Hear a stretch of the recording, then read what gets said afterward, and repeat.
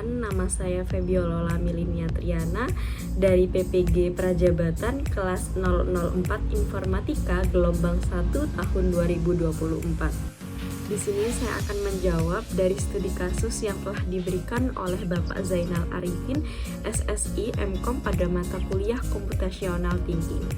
Dari studi kasus yang ada, terdapat 6 pertanyaan yang harus dijawab. Untuk pertanyaan yang pertama adalah, apa masalah utama yang dihadapi oleh Budi dan orang tuanya? Bagaimana mereka mengidentifikasi masalah tersebut? Menurut saya, masalah utama yang dihadapi oleh Budi dan orang tuanya adalah kesulitan ekonomi. Budi kesulitan mencari pekerjaan yang layak setelah menyelesaikan pendidikannya, yang mana disebabkan oleh krisis ekonomi yang melanda negara dan menyebabkan banyak perusahaan bangkrut. Pak Rudi dan Bu Siti mengidentifikasi masalah ini melalui pengamatan langsung yang ada terhadap situasi Budi yang terpuruk dan tidak memiliki sumber penghasilan yang stabil. Untuk pertanyaan yang kedua adalah bagaimana kita bisa mendekomposisi atau memecah masalah yang dihadapi oleh keluarga Budi menjadi bagian-bagian yang kecil dan mudah dikelola. Menurut saya, masalah yang dihadapi oleh keluarga Budi dapat dipisahkan menjadi beberapa bagian yang lebih kecil dan mudah dikelola. Seperti yang pertama adalah krisis ekonomi, di mana situasi makroekonomi yang mempengaruhi lapangan pekerjaan. Yang kedua, pekerjaan Budi. Nah, kesulitan Budi di sini dalam menemukan pekerjaan yang layak. Yang ketiga, kesehatan orang tua Budi, yaitu kondisi fisik Pak Rudi dan Bu Siti yang sudah tidak sekuat dulu. Yang keempat adalah pendapatan keluarga, sumber penghasilan keluarga yang tidak mencukupi kebutuhan. Yang kelima, upaya mandiri, usaha Pak Rudi dan Bu Siti bekerja di ladang dan membuat kerajinan tangan yang dijual di pasar. Yang terakhir adalah kesejahteraan psikologis, kebahagiaan dan kesejahteraan emosional keluarga Budi. Pertanyaan yang ketiga adalah apa saja pola-pola atau hubungan yang bisa kita lihat dari cara Pak Rudi dan Bu Siti mengatasi masalah keuangan keluarga mereka. Bagaimana pola-pola ini bisa membantu dalam mencari solusi? Menurut saya, pola yang dapat kita lihat dari cara Pak Rudi dan Bu Siti mengatasi masalah keuangan keluarga mereka adalah yang pertama, kerja keras dan ketekunan. Pak Rudi dan Bu Siti menunjukkan kerja keras dan ketekunan meskipun kondisi fisik mereka sudah tidak sekuat dulu. Yang kedua, adaptasi dan inovasi. Bu Siti membuat kerajinan tangan untuk dijual di pasar. Hal ini menunjukkan adaptasi terhadap kondisi ekonomi dan juga inovasi dalam mencari sumber pendapatan. Yang ketiga, pengorbanan dan cinta. Orang tua Budi rela mengorbankan masa tua mereka yang seharusnya tenang demi membantu Budi. Yang keempat, ketahanan keluarga, di mana kekompakan dan ketahanan keluarga Budi dalam menghadapi kesulitan ekonomi. Pola ini menunjukkan bahwa kombinasi kerja keras, inovasi, adaptasi, dan pengorbanan dapat membantu dalam menghadapi masalah keuangan keluarga Budi. Soal yang keempat, dari cerita ini bisa tidak kita membuat sebuah model atau representasi abstrak dari masalah yang dihadapi oleh keluarga Budi. Bagaimana model ini bisa membantu dalam pemahaman atau penyelesaian masalah serupa di kehidupan nyata? Menurut saya, dari cerita ini kita dapat membuat model atau representasi abstrak dari masalah yang dihadapi oleh keluarga Budi sebagai berikut.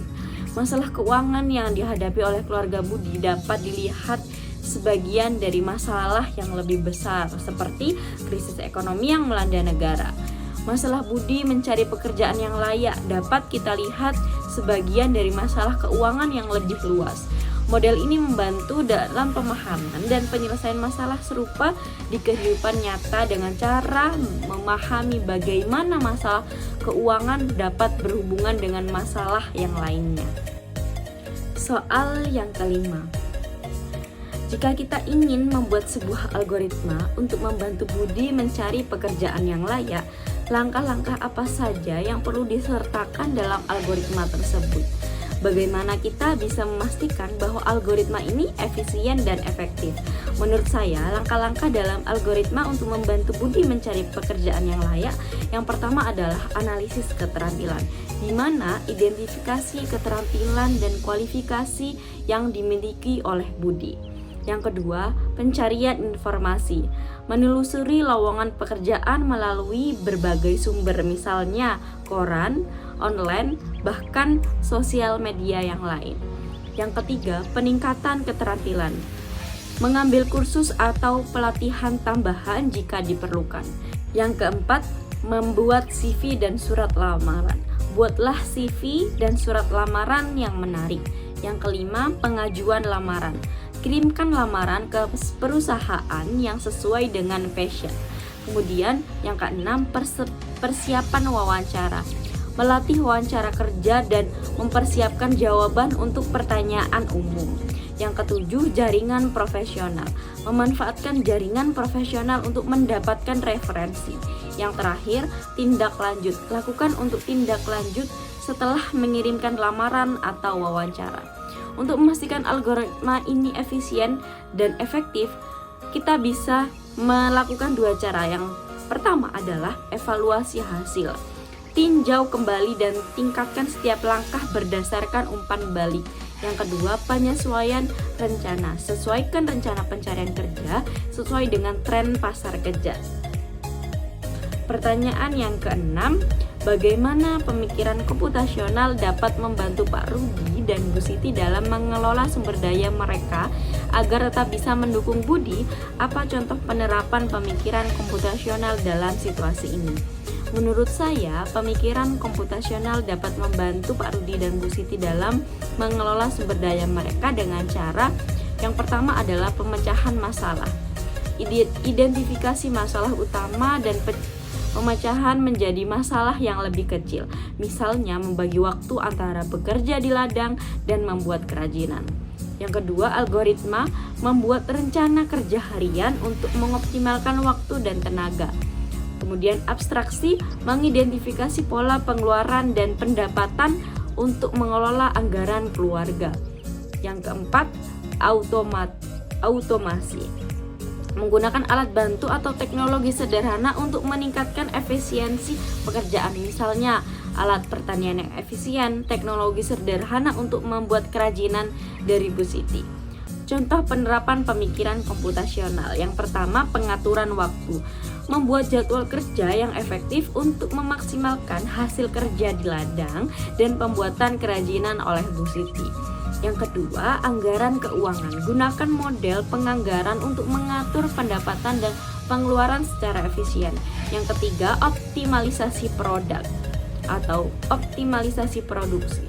Mengidentifikasi metode terbaik untuk meningkatkan produksi kerajinan tangan Bu Siti dengan memanfaatkan bahan baku yang tersedia.